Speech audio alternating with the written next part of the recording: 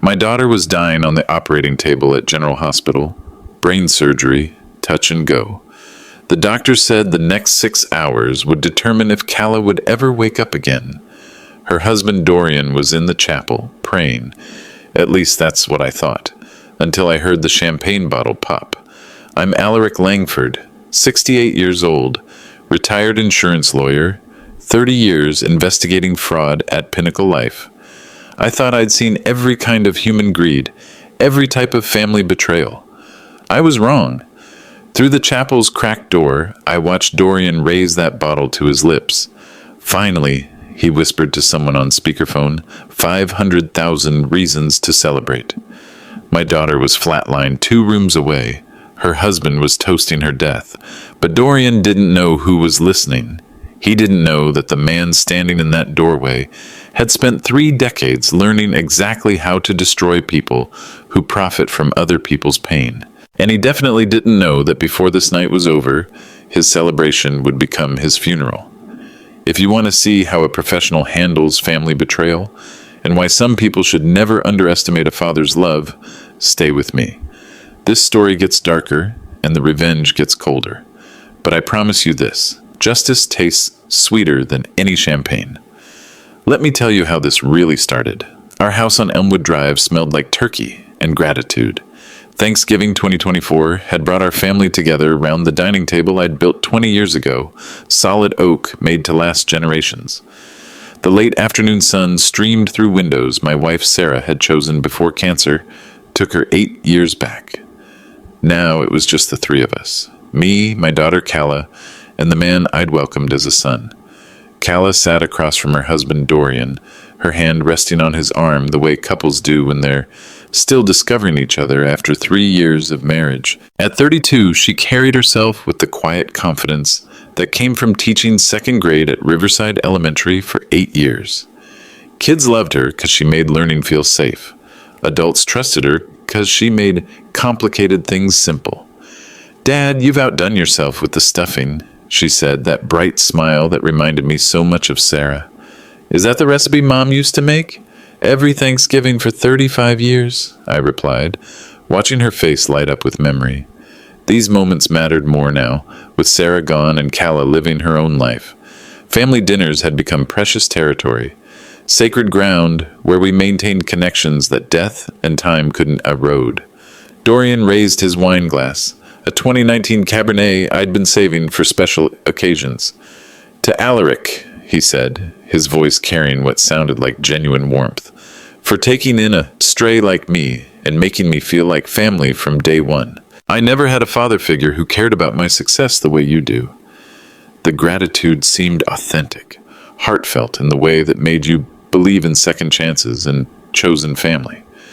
Dorian worked sales at Morrison Tech Solutions, pulling in around $65,000 a year.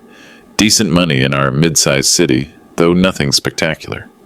What mattered was how he looked at Calla, the way he listened when she talked about her students, how he'd learned to make her laugh during the difficult first year after we lost Sarah. "You're not a stray," I said, raising my own glass. "You're family. That means something in this house.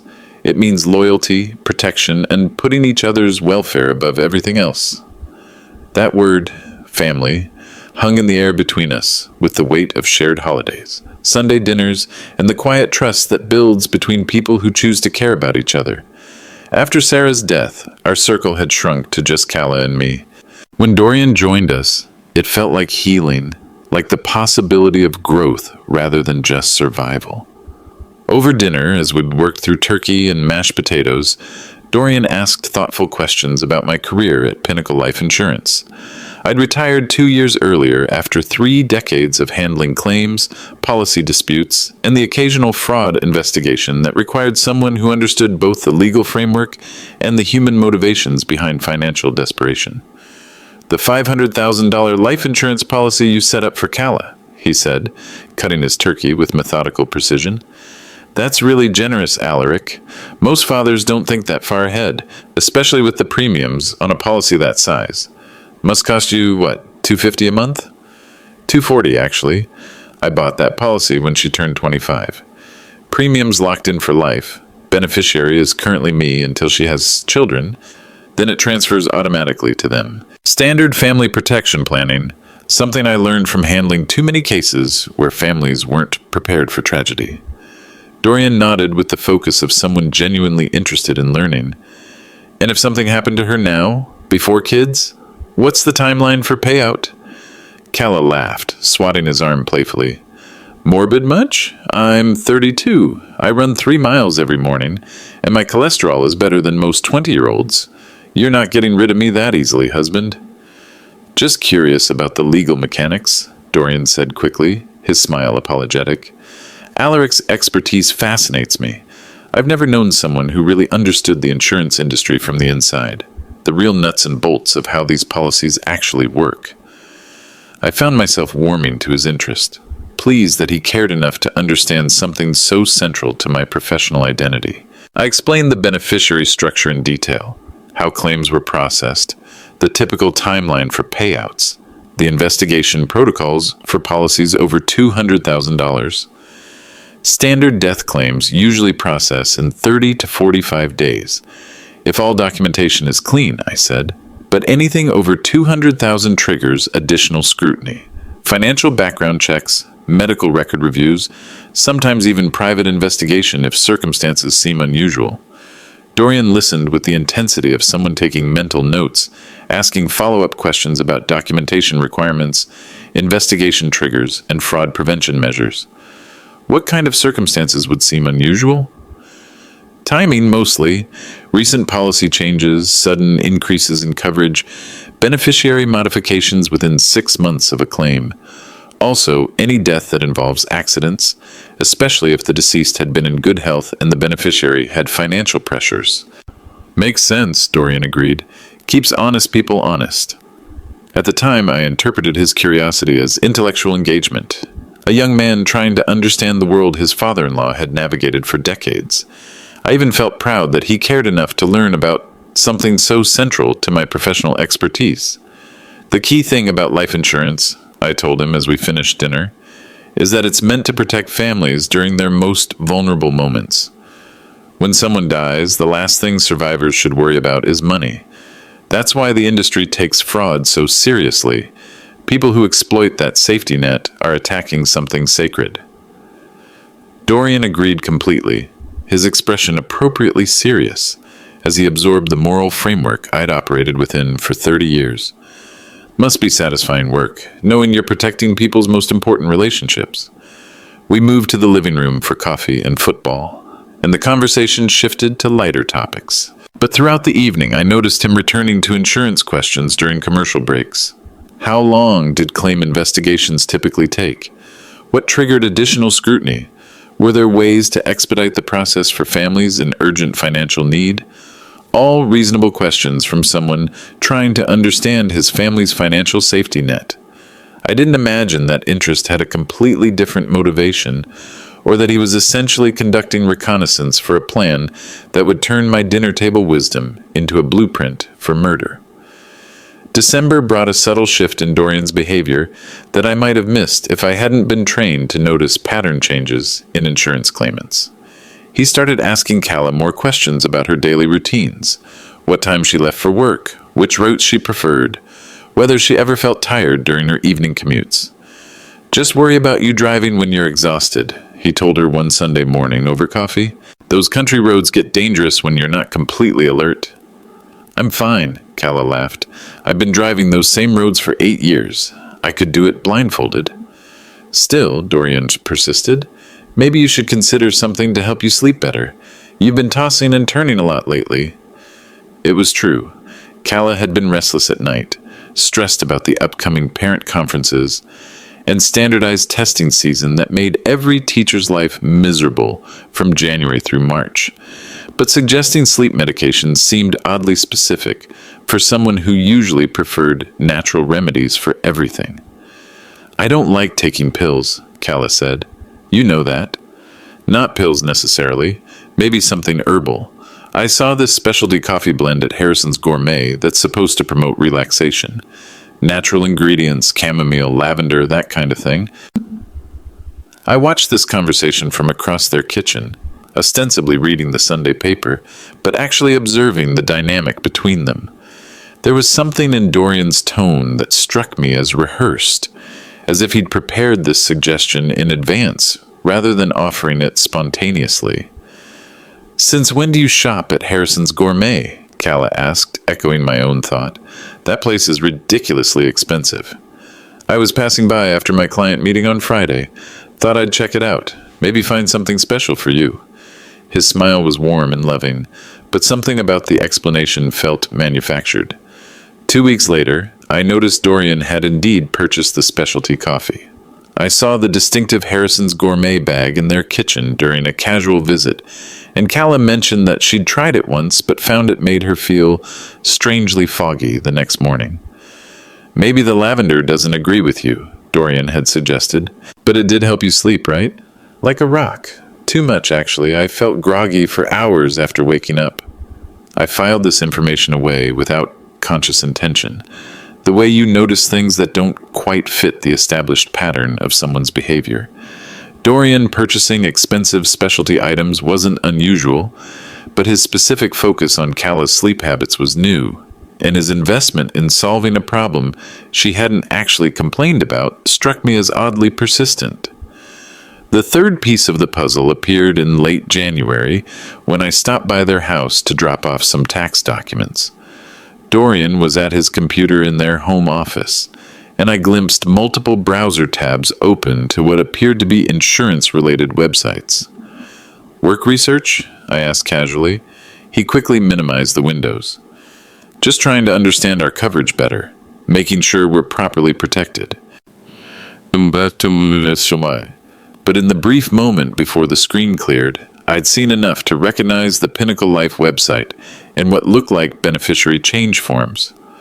When I asked him about it later, he explained that he'd been researching whether they needed additional coverage given his recent promotion and salary increase. "Promotion?" Calla looked surprised. "You didn't mention a promotion." "It's not official yet," Dorian said quickly. "Just preliminary discussions about expanding my territory. I thought I should research our options before anything gets finalized." The explanation was reasonable, but something about the sequence bothered me. Why do research beneficiary changes before researching coverage amounts? Why look at those forms specifically rather than general policy information? I began paying closer attention to Dorian's behavior during family gatherings, and what I noticed was a man who seemed increasingly preoccupied with financial concerns. He made offhand comments about money pressures, mentioned investment opportunities that required quick decisions, and occasionally received phone calls that made him step outside for privacy. "Everything okay?" I asked him in early February, after one such call interrupted our Sunday dinner. "Just business stress," he said, but his expression carried worry that seemed disproportionate to normal sales pressure. "Some clients are taking longer to make decisions than expected." Calla wrapped her arm around his shoulders. "We'll figure it out. We always do." "Of course we will," he agreed, kissing her forehead with what appeared to be genuine affection. "Everything's going to work out perfectly." But watching his face during that exchange, I saw something that looked more like calculation than reassurance. As if he was speaking to himself rather than comforting her, reminding himself of a plan that would indeed make everything work out, just not in the way Calla imagined. The phone shattered my sleep at 2:15 a.m. on Tuesday, February 13th. Dorian's voice crackled through the receiver, high and shaky with what I initially assumed was panic and shock. "Alaric, there's been a terrible accident. Calla's car, she hit a tree on Maple Ridge Road about 2 miles from our house. They're taking her to General Hospital right now. Head trauma. The paramedics said it's serious, really serious." I sat up immediately, my mind snapping from sleep to crisis mode with the clarity that comes from years of handling emergency situations in my professional life. How did this happen? What was she doing out at this hour? "She couldn't sleep again," Dorian said, his words coming fast and broken. "Said the stress was keeping her mind racing. I made her some of that special coffee to help her relax, but then she got restless afterward and said she needed to drive around to clear her head. I should have stopped her, Alaric. Should have insisted she stay home." And the special coffee. The Harrison's Gourmet blend he'd been encouraging her to try for weeks. despite her previous negative reaction to it. I told her the roads were dangerous with the fog, but you know how she gets when she's anxious about work. She said driving helped her think through problems. I probably should have gone with her, but I was half asleep myself. 20 minutes later, I was dressed and driving through empty streets toward General Hospital, my mind cycling through worst-case scenarios with methodical precision. Head trauma could mean anything from concussion to traumatic brain injury.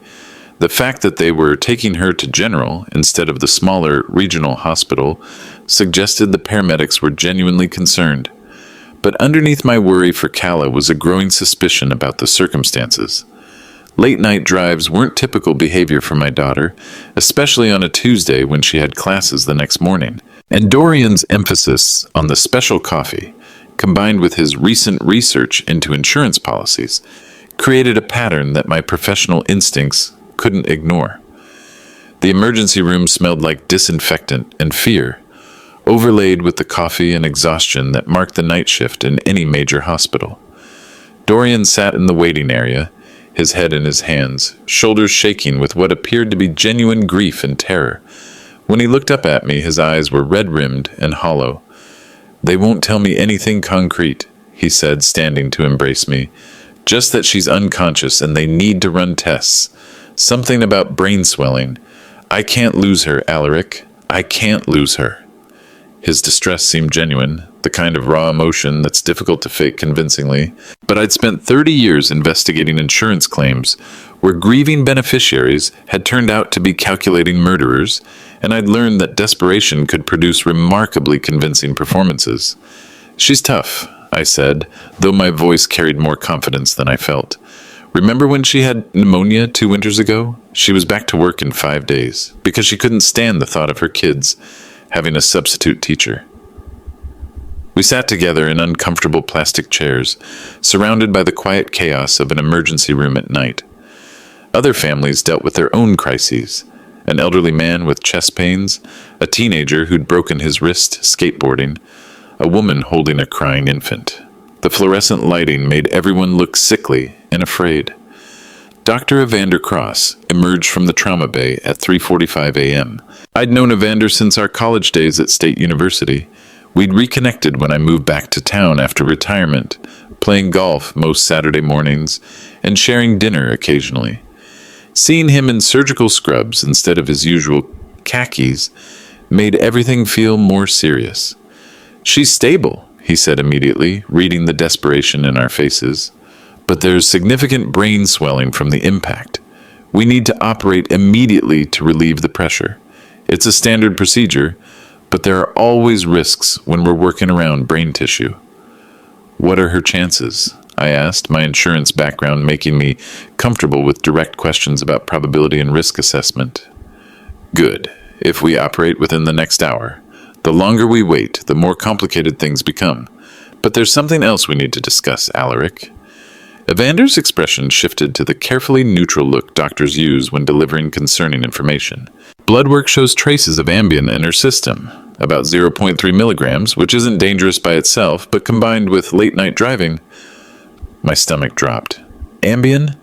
Calla doesn't take sleeping pills. She barely takes aspirin for headaches." Dorian straightened in his chair, his expression shifting from grief to something that looked like defensive explanation. "She's been having terrible insomnia lately, work stress, parent conferences coming up, the usual end-of-semester pressure. I've been encouraging her to see someone about it, maybe get something prescribed to help her rest. She mentioned stopping by the pharmacy last week for something over-the-counter." The explanation sounded reasonable on its surface. Calla was intensely private about anything she perceived as personal weakness, and asking for help with sleep problems would definitely fall into that category. But I knew my daughter's habits better than anyone, and she'd never taken a sleeping aid in 32 years of life. "The surgery will take 4 to 6 hours, Evander continued. "We'll know more about the extent of any permanent damage once we can see what we're working with. I'll update you every hour with whatever information I can share." As he walked back toward the surgical wing, I found myself staring at Dorian's profile, searching for something I couldn't quite name. His grief appeared genuine, his concern appropriately focused on Calla's welfare. But those questions from Thanksgiving dinner echoed differently now, colored by the metallic taste of suspicion. Questions about payout timelines and beneficiary structures. Questions about investigation triggers and documentation requirements. Questions that felt academic and innocent over turkey and wine, but took on different significance when asked 3 months before a convenient accident involving someone whose life was insured for $500,000. While Dorian went to the cafeteria for coffee at 4:30 a.m., I stepped outside to make some phone calls. The hospital parking lot was nearly empty, lit by sodium lights that cast everything in sickly yellow. I sat in my car with the heater running, accessing the Morrison Tech Solutions employee portal, using credentials Dorian had given me months earlier when I'd helped him negotiate favorable terms on their car loan. As Kala's father and the financial guarantor on several of their shared obligations, I had legitimate access to certain employment records. What I found in the company's standard financial monitoring system made my hands shake with something that wasn't quite anger yet, but was moving rapidly in that direction. Dorian Mitchell owed $180,000 to Silverstone Casino's online gambling platform. The debt was 63 days overdue, with compound interest adding roughly $400 daily to the total balance.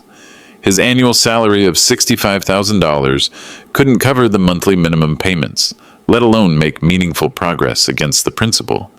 The account had been flagged for potential legal action, and collection agencies had begun calling his workplace.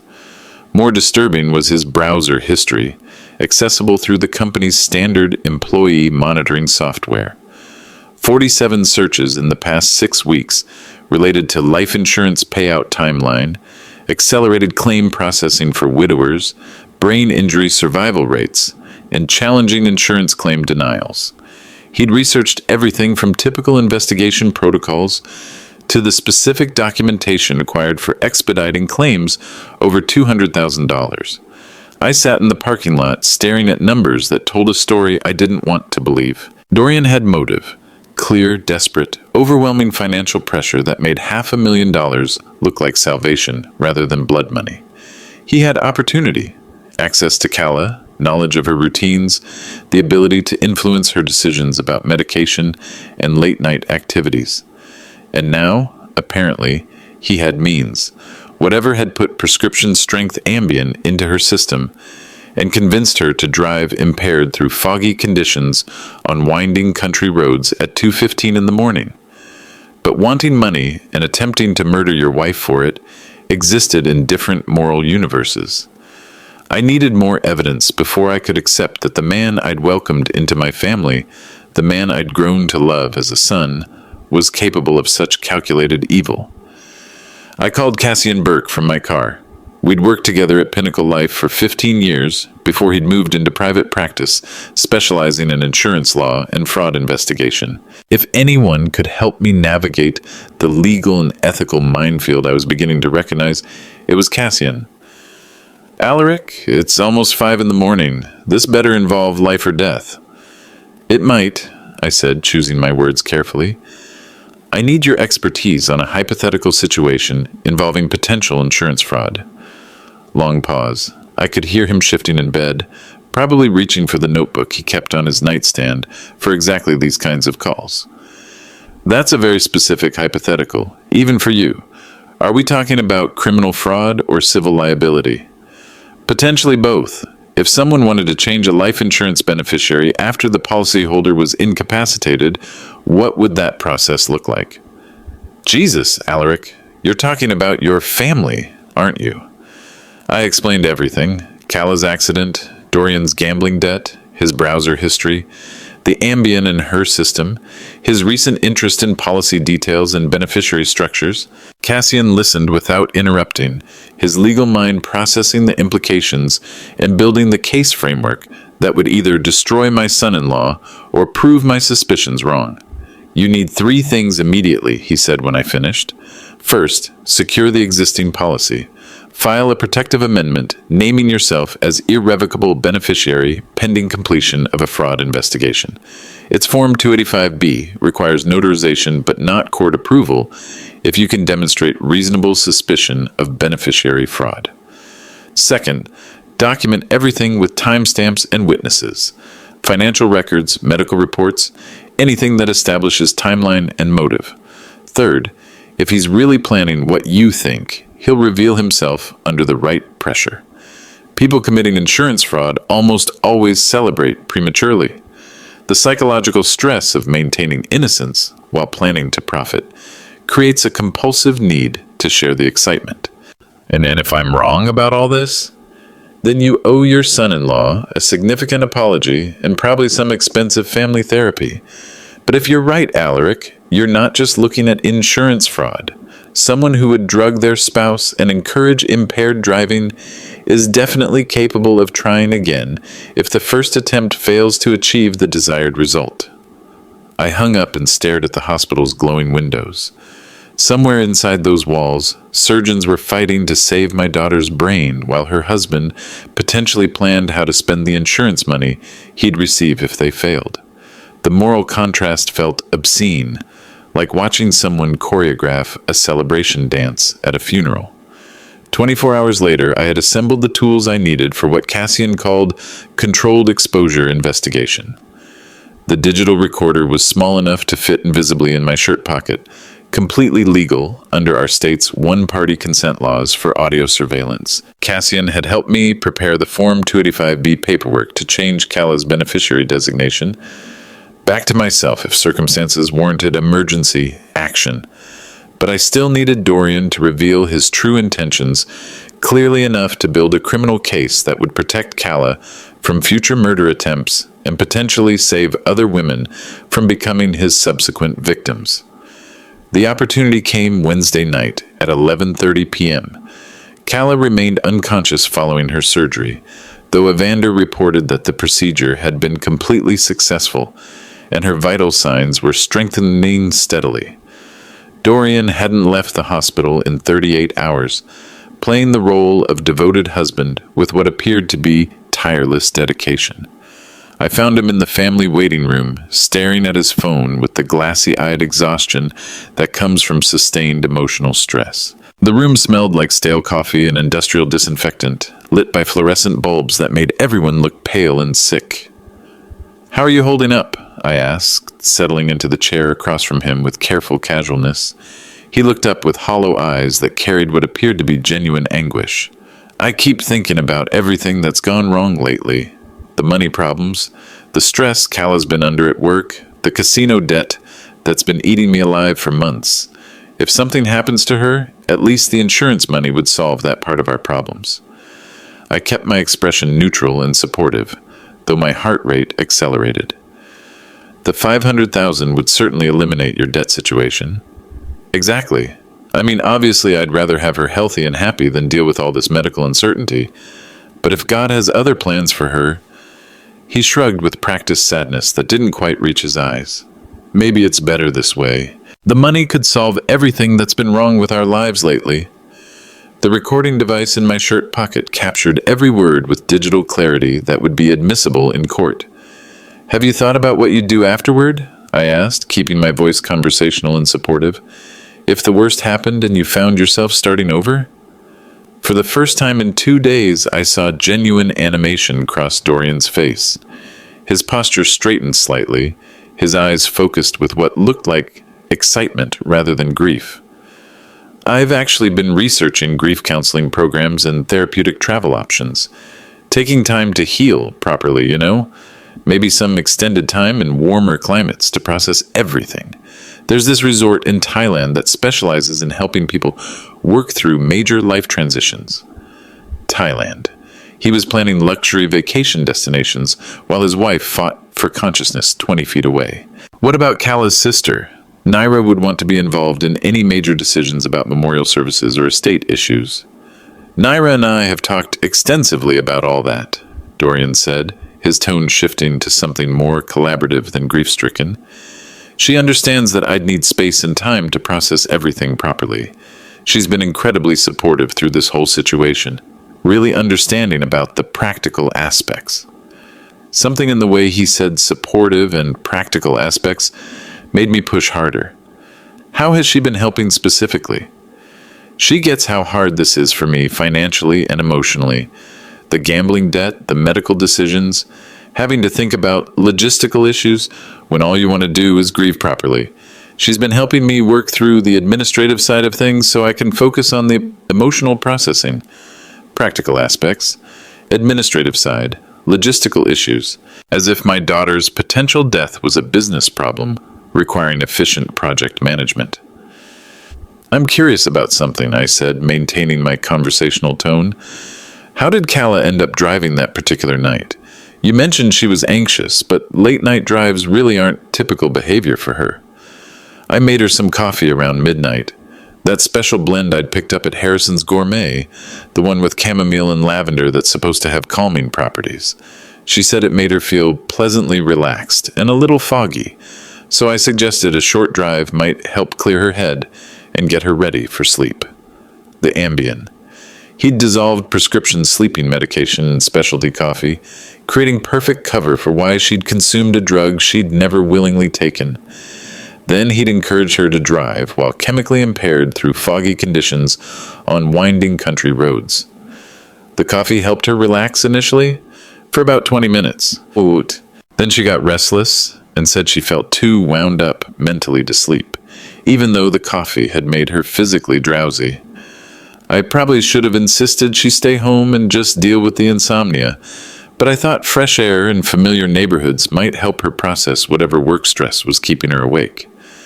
28 minutes of recorded conversation. Dorian had just admitted to drugging his wife and encouraging her to drive while impaired, but I sensed there were additional layers to uncover, particularly regarding Naira's role in what was beginning to look like a family conspiracy. When did you and Naira first discuss the practical aspects of this situation? Dorian's entire demeanor changed. For a split second, panic flashed across his face before he forced his expression back to casual grief. Discuss what specifically? The supportive conversations you mentioned, the administrative planning you've been working on together. Oh, that. Just general family support stuff. Siblings helping each other through crisis. Nothing specific or detailed. But I'd seen the flash of fear, the momentary loss of control that suggested Naira's involvement went far beyond sisterly concern. There was another relationship dynamic here, another layer of betrayal that would make this situation even more devastating than I'd imagined. I turned off the recorder and sat back in my chair, studying the man I'd welcomed into my family 3 years earlier. The fluorescent lighting cast harsh shadows across his face, making him look older and more calculating than I'd ever noticed before. Dorian, I said quietly, I think it's time you told me the complete truth about your relationship with Naira. His face went completely white. For nearly 30 seconds he said nothing, and I could see him calculating responses, weighing his options, trying to determine how much I knew versus how much I suspected. Finally, his shoulders sagged with something that might have been relief. It started 8 months ago, he said, his voice barely above a whisper. I was drowning in gambling debt, making increasingly desperate bets, trying to win back what I'd already lost. The collection calls were constant. The threats were getting more serious, and I was running out of ways to hide the financial pressure from Calla. Naira found out when I had to borrow money from her to make a car payment. Instead of lecturing me or threatening to tell Calla, she just understood. She said she'd felt the same kind of financial desperation in her own life, always pretending everything was fine while bills piled up and options disappeared. So you started an affair. We started talking more, meeting for coffee to discuss strategies for managing debt, ways to handle family financial pressure without destroying relationships. It developed into something more intimate over time, but it wasn't planned or calculated. It just happened naturally. How long have you been sleeping with my younger daughter while married to my older one? 4 months, he said, staring at his hands. But it's not what you think, Alaric. We genuinely love each other. The marriage with Calla was already struggling. We just hadn't admitted it to ourselves yet. So you decided to solve your marital and financial problems by drugging your wife and hoping she'd die in a convenient accident? It wasn't supposed to be like this, he said, genuine anguish creeping back into his voice. The plan was just to help her sleep through her work stress. But when she said she wanted to drive, I thought, if something happened, it would solve everything. The debt, the failing marriage, the guilt about Naira. Clean slate for everyone. Clean slate, I repeated. Your wife's death as a clean slate. You don't understand the pressure I've been under. The casino people aren't patient about large debts. They've made it very clear that bad things happen to people who don't pay what they owe, and that those bad things sometimes extend to family members. I was trying to protect everyone by finding a solution that worked. You were murdering your wife for insurance money while sleeping with her sister. I was trying to save everyone from a worse situation. The debt was going to destroy all of us eventually. This way, Kala wouldn't have to suffer through the humiliation of bankruptcy and divorce. Naira and I could be together without tearing the family apart, and the insurance money would solve the financial crisis. I stood up, suddenly exhausted by the moral emptiness of his justification. 3 years of family dinners, holiday celebrations, golf games, and shared memories, and it had all been performance art covering this level of calculating selfishness and murderous pragmatism. Where's Naira now? I asked. At her apartment, waiting to hear about Kala's condition. She's been staying away from the hospital to avoid seeming inappropriate, but she's been texting constantly for updates. Call her. Tell her to come to the hospital immediately. Tell her we need to discuss family support logistics, and that I specifically requested her presence. Alaric, what are you planning to do with all this information?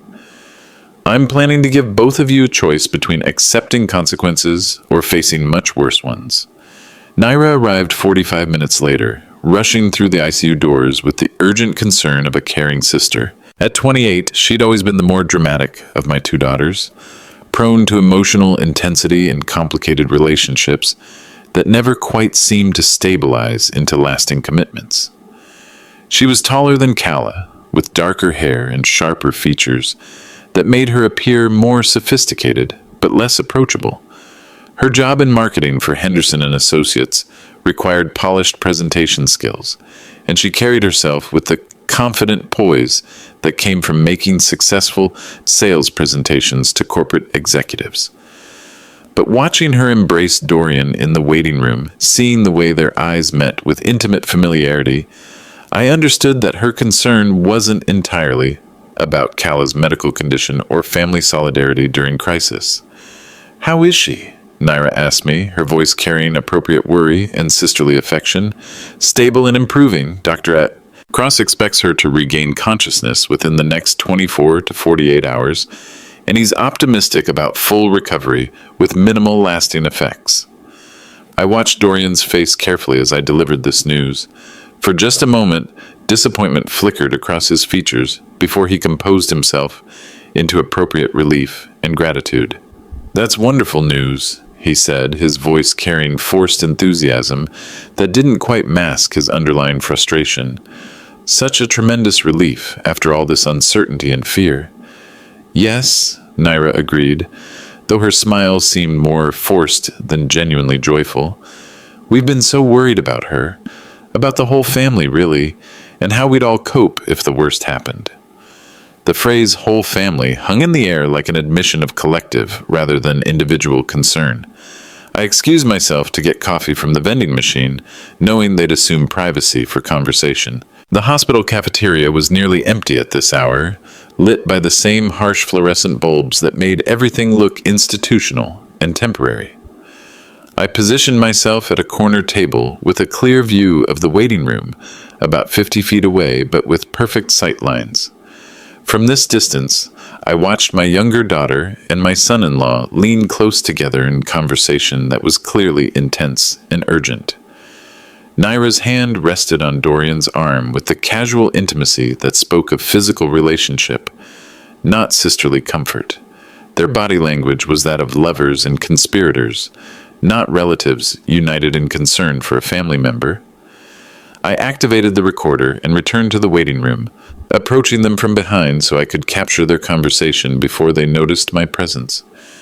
"Can't try the same approach again when she recovers and goes home," Dorian was saying, his voice low but clear enough for the device to capture. "The insurance money is still our only realistic way out of this financial nightmare, but we need a completely different strategy." "I know," Naira replied, her tone practical and planning-focused rather than emotional. "But what if she remembers something specific about that night? The way the coffee tasted different, how unusually groggy she felt, the timing of your suggestion that she drive when she was obviously impaired?" "She won't remember details. Head trauma patients rarely retain clear memories of the hours immediately before their accidents. And even if she does have some vague recollection, who's going to believe she was deliberately drugged by her loving, devoted husband? I've been the picture of concern and dedication for 3 days straight."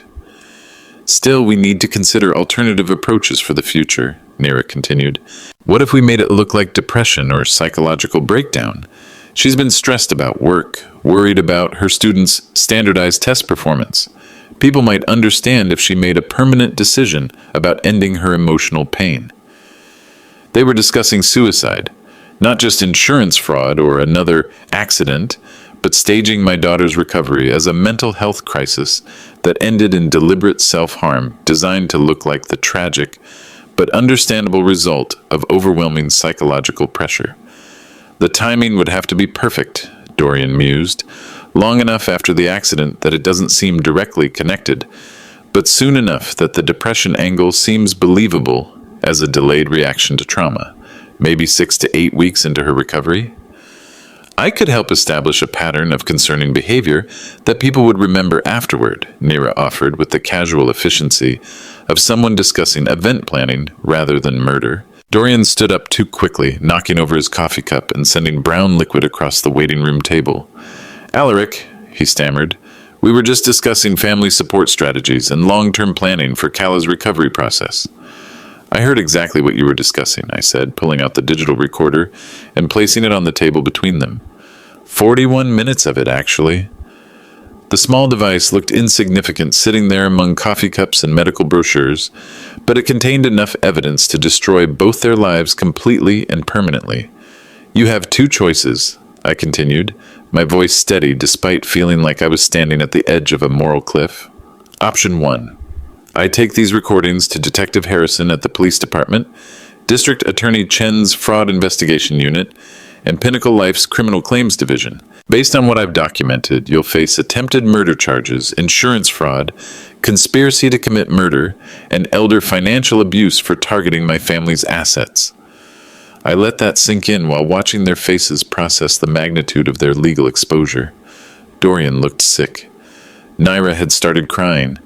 Not tears of remorse, but the panicked sobbing of someone finally understanding consequences for actions she'd treated as abstract planning exercises.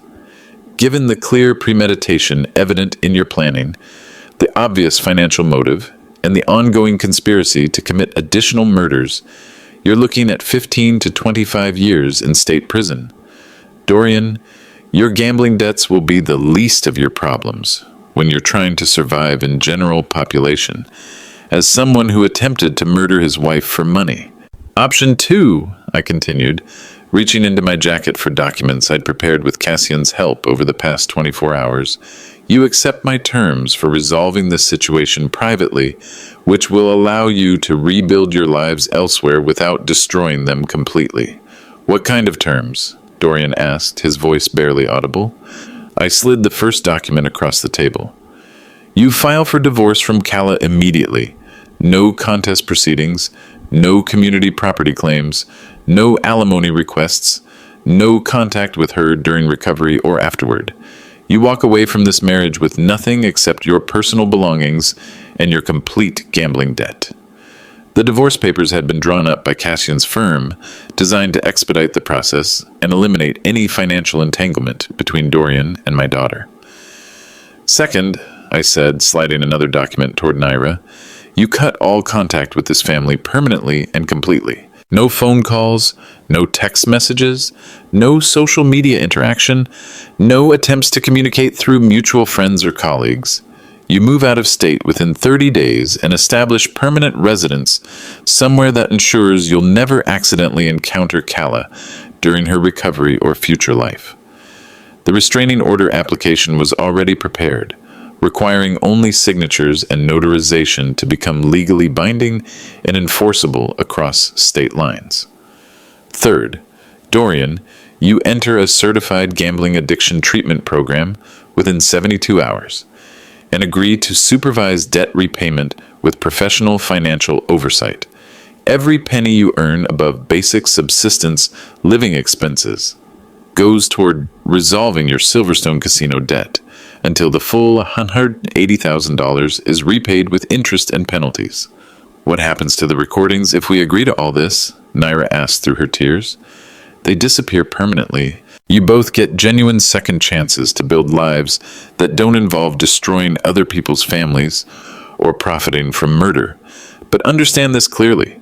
These terms are absolutely non-negotiable, and this offer expires in exactly 24 hours.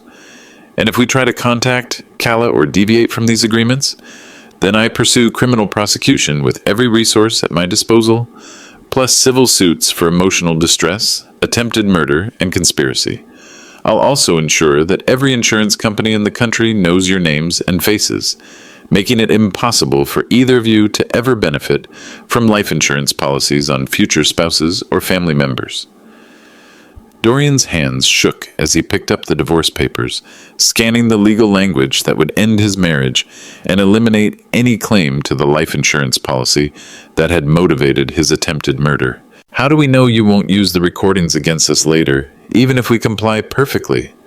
Because unlike you, I keep my word when I give it, but also because these agreements include financial penalties for any future attempts to harm my family. Cross me once after this conversation, and criminal prosecution will be the least expensive consequence you'll face. I stood up, leaving them with the documents and the weight of their choices. 24 hours, I repeated. Choose wisely, because this is the only mercy either of you will ever receive from me. 3 months later, I stood in Kala's kitchen on a bright Tuesday morning in May, watching her make coffee with hands that had regained their steady strength and precise coordination. The surgery had been completely successful, leaving her with no lasting cognitive impairment and only a thin scar along her hairline that would fade completely with time. Sunlight streamed through windows she'd recently cleaned, illuminating the space where she'd begun rebuilding her life without the people who'd tried to profit from her death. The kitchen smelled like the French roast coffees she preferred, and the cinnamon rolls she was baking for her students' end-of-year celebration party. I still can't believe I trusted him for 3 years, she said, pouring cream into her favorite mug, a ceramic piece she'd made in college, slightly lopsided, but treasured for its imperfection and the memories it carried. Every family dinner, every holiday celebration, every conversation about our future together, it was all elaborate performance designed to position himself for my murder. People reveal who they really are under extreme pressure, I replied, settling into my usual chair at her breakfast table. Sometimes it takes desperate circumstances to see past the masks people wear in normal social situations. And the divorce had been finalized in exactly 8 weeks, expedited through completely uncontested proceedings that left Dorian with no financial claims against Kala's assets, insurance policies, or future earnings. He'd moved to Phoenix immediately afterward and entered a residential gambling treatment program that required 6 months of supervised rehabilitation followed by 2 years of monitored recovery. What about Naira? Kala asked, though she rarely mentioned her sister anymore except when processing the scope of the betrayal. Seattle. She took a position with a marketing firm there and has honored the no-contact agreement completely. According to the quarterly reports I received from the monitoring service, she's maintained no social media presence related to this family and made no attempts to circumvent the restraining order or contact you indirectly. Do you think they really loved each other, or was it just convenient partnership in crime? It was a question that seemed to matter to Calla as she worked through the emotional aftermath of discovering that both her husband and sister had been willing to murder her for money. I understood her need to find some authentic human emotion in the betrayal, even if it didn't excuse the attempted murder. I think they convinced themselves it was love because it made the planning feel less evil, I said. It's easier to rationalize murder when you can frame it as a romantic tragedy instead of simple greed. Do you ever wonder if we should have just called the police from the beginning instead of handling it privately? It was a question she asked periodically, working through the ethical implications of choosing private justice over public prosecution. I understood her struggle with it. The decision to handle this through ultimatum rather than criminal charges went against every legal instinct I'd developed over 30 years in the insurance industry. Every day, I admitted, but justice isn't always about punishment, Calla. Sometimes it's about protection and prevention. They're both living with serious consequences for their choices, but they're doing it far away from us, under circumstances that make it nearly impossible for them to cause additional harm to you or future victims. I'd spent considerable time and money updating our family's legal and financial protections following this experience. Calla's life insurance policy now required dual authorization for any beneficiary changes, with mandatory cooling-off periods and independent verification procedures that would make fraud nearly impossible. My will and trust documents included specific provisions protecting against financial exploitation during medical emergencies or periods of vulnerability. The lawyers called it comprehensive family protection planning. I called it learning from experience in ensuring that future predators would find our family much more difficult and dangerous to exploit. The strangest part, Calla said, breaking off a piece of cinnamon roll, is that I actually feel sorry for them sometimes. That level of desperation, that willingness to risk everything decent about human relationships for money, it must be exhausting to live with that much fear and selfishness. That's exactly who you are, I said, recognizing her mother's compassionate nature in the observation. Sarah raised you to find understanding even for people who hurt you deeply. But compassion doesn't mean dropping your guard or ignoring red flags when someone shows you their true character under pressure. Well, she nodded, understanding the distinction between empathy and naivety that had taken me 68 years to learn properly. Have you heard anything about how they're adjusting to their new lives? According to the quarterly reports, Dorian completed the residential phase of gambling treatment successfully and has transitioned to outpatient supervision with monitored employment. His debt repayment is actually ahead of schedule. Apparently, he's working 2 jobs and living in a studio apartment to maximize the money available for restitution. The addiction counselors report genuine engagement with the recovery process. And Naira? Stable employment, no gambling problems, no attempts to contact anyone from her previous life. She appears to be building a completely new identity in Seattle, which is probably the healthiest approach for everyone involved. Does their apparent success change how you feel about what they did? Not at all. People can change and grow, but that doesn't erase the choices they made or the harm they intended to cause. Their recovery is valuable for their own sake and for protecting other potential victims, but it doesn't create any obligation for forgiveness or relationship restoration on our part. That afternoon, I updated the family trust documents one final time, adding provisions that would protect not just Calla, but any future children she might have from the kind of financial predation and family betrayal we'd experienced. The legal framework now included multiple layers of oversight, mandatory waiting periods for major financial decisions, and independent verification requirements that would make it nearly impossible for anyone to exploit family connections for monetary gain. Cassian called it the most comprehensive family protection structure he'd ever created. I called it insurance against trusting the wrong people with access to our most vulnerable moments. 1 year later, I received a letter forwarded through Cassian's office. No return address, postmarked from Phoenix, written in Dorian's careful handwriting on plain white paper. Alaric, I know I have no right to contact you, and I'm not asking for forgiveness or reconciliation. I just wanted you to know that I completed the gambling treatment program successfully and have maintained complete sobriety from betting for 18 months. The debt to Silverstone Casino has been paid in full as of last month. I think about what I did every single day, not just the practical consequences, but the moral weight of betraying people who loved and trusted me completely.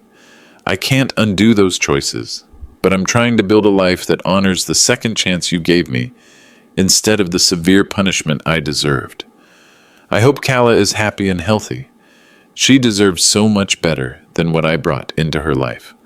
I hope she's found someone who values her the way she should be valued. I will never attempt to contact either of you again. Dorian. I read the letter twice, then filed it with the other documents related to this case. Not because I felt any obligation to maintain connection with someone who tried to murder my daughter, but because it represented completion of a process that had protected my family while potentially saving other future victims from experiencing similar betrayals. 2 weeks later, Kala announced her engagement to Michael Harrison, a fellow teacher she'd met during her recovery period. He was 34, divorced with no children, and carried himself with the quiet confidence that comes from surviving difficult experiences without becoming cynical about the possibility of authentic human relationships. I want you to do a complete background check on him, Kala said, laughing but also completely serious. Full financial history, credit report, criminal background check, social media analysis, employment verification, character references, the complete Alaric Langford investigation special. Already completed, I replied. Clean financial history, no gambling problems, no concerning social media activity, excellent employment record with positive references from people I trust personally. He knows about our family protection protocols and supports them completely. And what's your personal assessment of his character? He looks at you the way your mother looked at me, I said, like someone who understands exactly how fortunate he is to share your life. The wedding was small and private, held in the garden behind Kala's house on a Saturday morning in October.